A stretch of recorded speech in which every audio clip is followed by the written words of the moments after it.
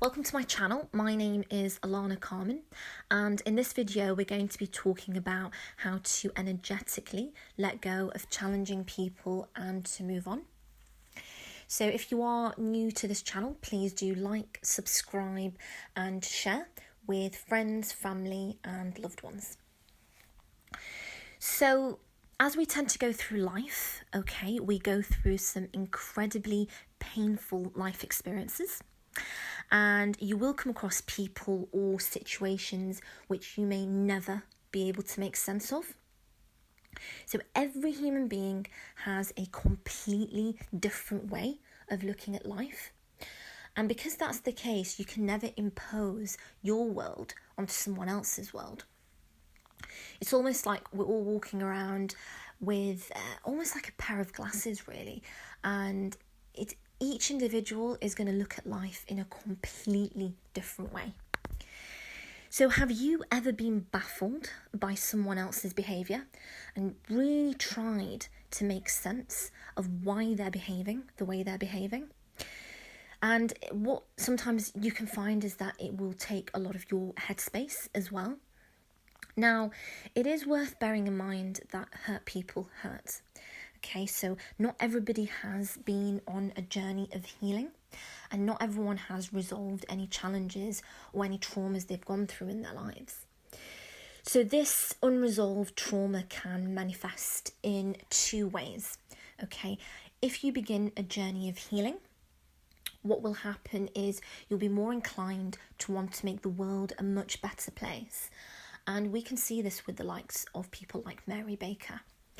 Now, on the flip side, if you haven't tapped in to wanting to address any challenges or any traumas or anything that you've gone through in your life, then what can unfortunately happen is the other inclination is to go towards more harming others, inflicting hurt on other people or causing suffering within the world.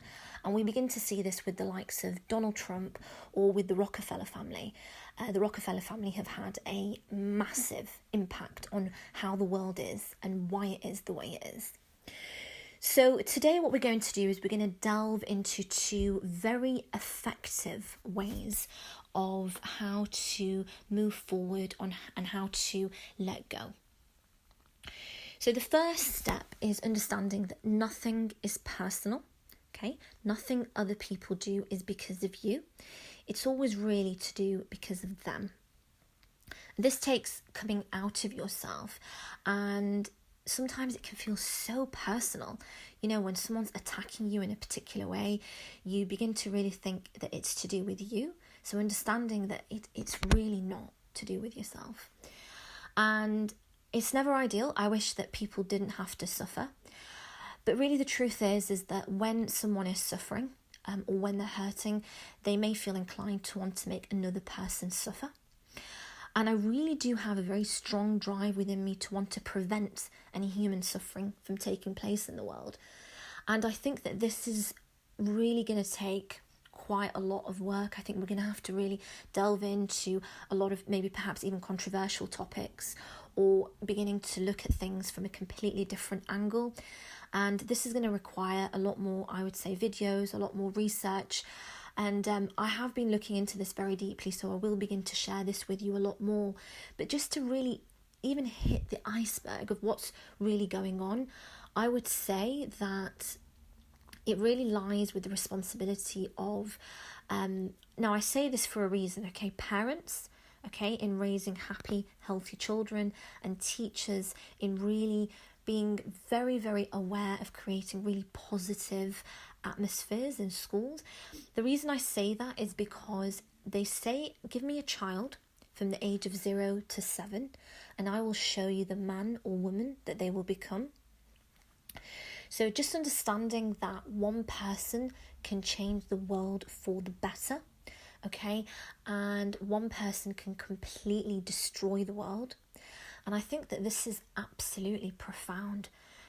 So first of all, it's about not taking things personally, so if you do that, you're now on a journey of wanting to make the world a better place, and then that one person can completely transform the world.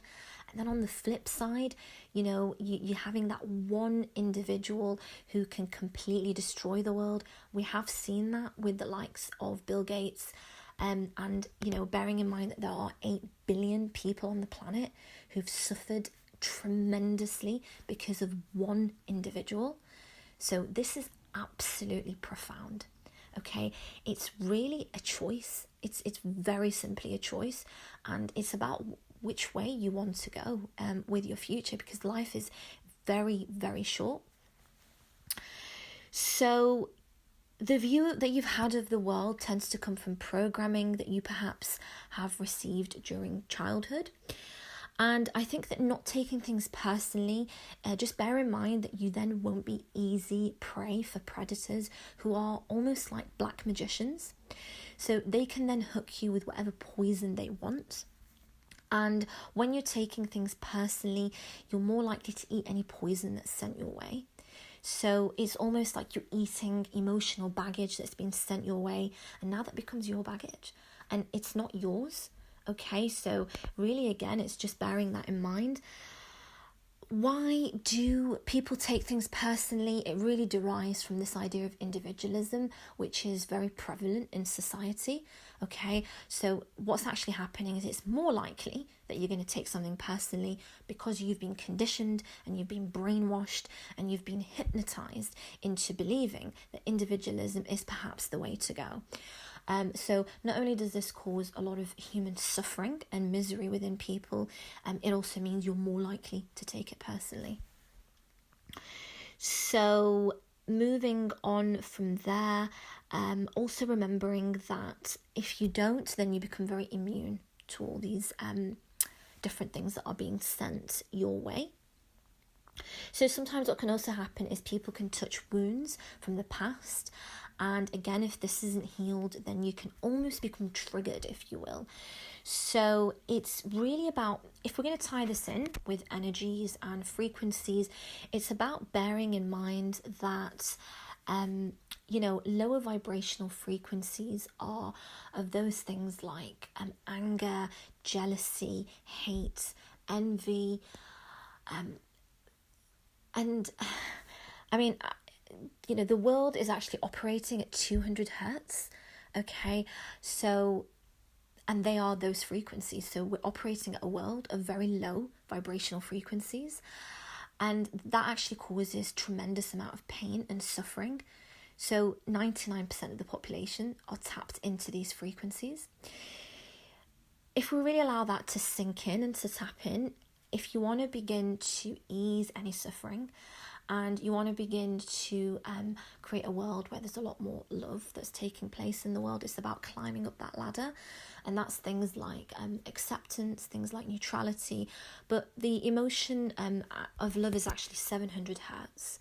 So you can see 200, 700. So it's such a high frequency, and we're nowhere near that in the world. But on a very positive note, we can attain towards trying to climb towards that. It really is possible, but I think that knowledge is the first step. And that's why, if you've ever heard like love your enemies, that's the reason. I'm not saying that this is easy. This is very, very, very difficult to do. It's a journey that you go through. So that's really just bearing that in mind, and also just bearing in mind as well that, if we live in a world which is becoming more and more divided, what's going to be happening is we're going to be going into more with people taking things personally, more individualism, and more division is taking place. So again, lower vibrational frequencies are going to be in the world. And, if somebody, for example, becomes targeted, and then, there are people, who are willing, to attack another person, whether that's for momentary gains or they're being paid to do it, just bearing in mind that there's like a circle of life that takes place, and even people who choose to do this or even accept, material gains for doing these things, it's a circle of life. So, there is something called whatever goes round comes round. There's something called karma. And that's the way the universe operates. People who live abundant lives, they know these things. They know that the world operates in there's like a law for this. There's a law of the universe. So whatever's circulating around in your life is going to be coming back to you. Now, that doesn't mean that if you're going through challenges that, that's life. You will go through challenges, but it's about how you react and how you deal with it. And again, it's a journey. We are human. We're going to make mistakes. So it's just about trying your best to do, what you can. And just knowing that, there are emotions like kindness, that's a sign of strength. Vulnerability is a sign of strength. There's a lot of conditioning taking place in the world on how, things are perceived. So it's really about even being aware of how you think the way you think. So the second point is to forgive. So forgiveness is really the way. It really is the way forward. And forgiving the unforgivable is a very, very difficult thing to do. So Buddha once said that holding onto anger is like holding onto a hot coal. Revenge hurts you more than it hurts the other person. So it's about really trying to understand that you're going to go through almost like a journey. So you might feel resentful, that's very normal. You might feel angry, that's okay. But then where do we start to tap into forgiving? So there's two ways. The first way is to forgive yourself, because you have to change starts from within. If every human being made the decision to every single day improve themselves by 1%, okay, just 1% improvement, then what will happen is that you're just going to keep growing every day, and then you might slip back in, make a mistake, grow again, slip back, make a mistake, bring yourself back again. And as long as you're trying every single day, you keep thinking, how can I make myself better? How can I forgive myself? How can I have more self-love? Keep questioning these things all the time. And that's the best that you can do in that given situation. So forgiving yourself basically means that rather than beating yourself up and thinking, maybe I could have been wiser, maybe I could have done something different, maybe I could have said something different, maybe I could have acted in a different way, just forgive yourself for what happened and tell yourself it's okay, and you will learn from that and you will grow from that. And the second way to forgive yourself is to perhaps also really look at the other person and try to find a way to have compassion towards the other person and what they've done to you. And I know that's, if it's unforgivable, I know that's really, really, really difficult to do. But maybe understanding and thinking, maybe that person felt tortured from within, maybe they were suffering, maybe they were hurting, or look at it from their perspective, like, why did they do that? What's the reason? And you really, from within, you might find it within your heart to sort of think, okay, I'm going to let it go, and I'm going to do that for myself, but also for the other person as well. So I really hope that this has helped you. I truly believe that this is really important, so that you're not having blockages within your energy system, within your chakras. You let it flow through you, let it go through you, and you'll feel so much healthier. You'll have more abundance in your life. And please, be kind to yourself. Remember that this is a journey, and with any journey, it's just about taking steps forward. I truly wish you all the very best, and I really look forward to speaking to you in the next video. Please please subscribe, and spread this message, and I really hope that things go well for you. Thank you very much.